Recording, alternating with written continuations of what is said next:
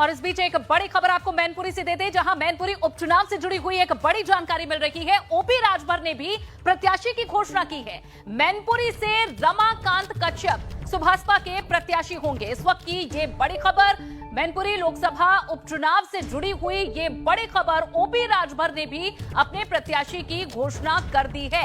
मैनपुरी से रमाकांत कश्यप सुभासपा के प्रत्याशी होंगे। इस वक्त की ये बड़ी खबर, मुलायम सिंह यादव के निधन के बाद ये लोकसभा की सीट खाली हुई, जिस पर ओपी राजभर ने भी अपना प्रत्याशी उतार दिया है। और अरुण राजभर इस वक्त सुभासपा के नेता ओपी राजभर के बेटे हमारे साथ जुड़े हैं। अरुण जी, ये बड़ा फैसला आपने लिया है। चुनाव आपने लड़ा था विधानसभा का गठबंधन में, और अब इस महत्वपूर्ण सीट से ये चुनौती दे रहे हैं आप। देखिए, जनता के बीच में माननीय ओम प्रकाश राजभर जी आज इटावा में पहुंचे थे और वहां कार्यकर्ताओं के बीच में समीक्षा की है। और कार्यकर्ताओं ने राय दिया है कि बड़ी संख्या में कश्यप समाज रहता है और बड़ी संख्या में पाल, प्रजापति, आरक, अर्कवंशी, बंजारा, बारी समाज रहता है।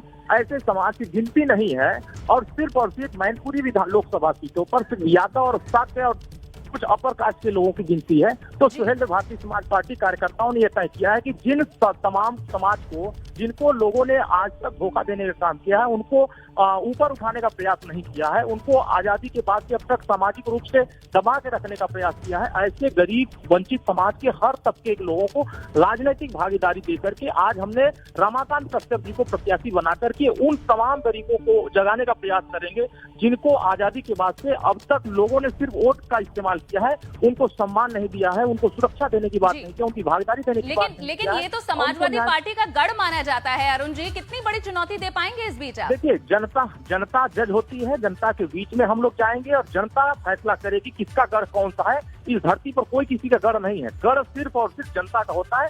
जनता की अदालत में सुहेलदेव भारतीय समाज पार्टी के प्रत्याशी जाएंगे और उनसे अपील करेंगे। जैसे सभी दल के लोग अपने अपने प्रत्याशी को जिताने के लिए अपील करेंगे, वैसे ही सुहेलदेव भारतीय समाज पार्टी अपने प्रत्याशी को जिताने के लिए हम लोग भी जनता के बीच में जाकर के अपने मुद्दे, चाहे वो एक समान अनिवार्य शिक्षा का मुद्दा हो, चाहे घरेलू बिजली के बिल माफी का मुद्दा हो, चाहे रोजगार परक शिक्षा का मुद्दा हो, और चाहे क्षेत्रीय जो मुद्दे हैं, चाहे आवास, पेंशन, शौचालय, नाली, खरंजा, पुल, पुलिया, विकास के जो मुद्दे हैं, हम जनता के बीच में शराबबंदी के मुद्दे को लेकर के हम सभी समाज के लोगों को जोड़ने की कवायद करेंगे और जनता के बीच में जाकर के हम उनसे अपील करेंगे कि हमारे प्रत्याशी को ज्यादा से ज्यादा संख्या में मतदान करें और चुनाव की छड़ी पर मतदान करके उनको जिताने का प्रयास करें और अपनी भागीदारी सुनिश्चित कराएं। क्योंकि यहाँ कुछ ही जातियों की भागीदारी होती है, बाकी सभी जातियों की भागीदारी नहीं होती है। तो वहाँ 1.5 लाख कश्यप समाज के लोग रहते हैं और अर्कवंशी, बंजारा समाज के लोग रहते हैं। ऐसे हर वर्गों की, पाल, प्रजापति लोगों की गिनती सुहेलदेव भारतीय समाज पार्टी करा करके ऐतिहासिक ये रिजल्ट दिखाना चाहेगी कि जिनको लोग पूछते नहीं है,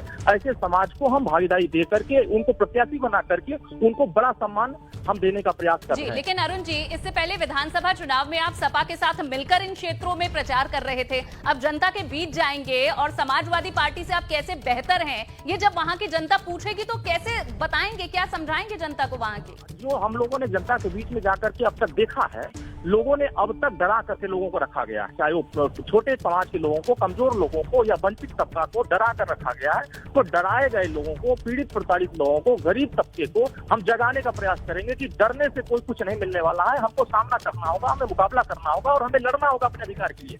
हम कब तक इनसे डरेंगे? और समाजवादी पार्टी का चरित्र रहा है हमेशा से गुंडाई, लोगों को धमका करके, लोगों को डरा करके वोट लेने का रहा है। लेकिन हम डराए गए लोगों को, सताए गए लोगों को इकट्ठा करके हम अपनी पार्टी के प्रत्याशी रमाकांत कश्यप को चुनाव की छड़ी पर हम वोट देने की अपील करने के लिए हम जनता के बीच में, हमारे राष्ट्रीय कार्यकारिणी के लोग, हमारे प्रदेश के लोग, हमारे मंडल के लोग, हमारे जिले के लोग, हमारे इस पूरे मध्यांचल के लोग वहाँ पूरी ताकत लगा करके मैनपुरी लोकसभा सीट पर लड़ेंगे। ठीक है, बहुत बहुत शुक्रिया अरुण राजभर जी, एबीपी गंगा के साथ जुड़ने के लिए। तो मैनपुरी उपचुनाव से जुड़ी ये बड़ी खबर, ओपी राजभर की पार्टी भी अब ताल ठोक रही है इस चुनाव के लिए और अपने प्रत्याशी की घोषणा भी उन्होंने कर दी है। रमाकांत कश्यप सुभासपा के प्रत्याशी मैनपुरी लोकसभा उपचुनाव से होंगे। तो ये बड़ी खबर इस वक्त आपको दे रहे हैं, जहां रमाकांत कश्यप को उतारा गया है मैनपुरी उपचुनाव में, जहां ओपी राजभर इससे पहले विधानसभा का चुनाव उन्होंने अखिलेश यादव के साथ गठबंधन में लड़ा था। गठबंधन टूटा हार के बाद और उसके बाद अब ये बड़ा फैसला लिया है। रमाकांत कश्यप को मैनपुरी लोकसभा उपचुनाव में खड़ा किया गया है, अपनी पार्टी से कैंडिडेट उतारा है उन्होंने। जहां इस चुनाव में अक्सर, जहां उपचुनाव में बसपा का जो उसकी जो प्रतिभागी होती है, उसकी जो भागीदारी होती है वो बहुत कम होती है। कुछ इशारे भी मायावती ने किए थे कि उपचुनाव में वे नहीं उतरते हैं। ऐसे में जहां समाजवादी पार्टी और भाजपा के बीच मुख्य मुकाबला इस सीट पर माना जा रहा था, लेकिन अब ओपी राजभर की तरफ से, सुभाषपा की तरफ से भी इस सीट पर चुनाव लड़ा जाएगा। रमाकांत कश्यप प्रत्याशी होंगे सुभाषपा के। मैनपुरी की सीट खाली हुई है मुलायम सिंह यादव के निधन के बाद और इस पर उपचुनाव होना है, जहां समाजवादी पार्टी का पलड़ा तो भारी इस क्षेत्र में माना ही जाता है, लेकिन इस बीच सुभाषपा ने भी अपने प्रत्याशी का ऐलान कर दिया है।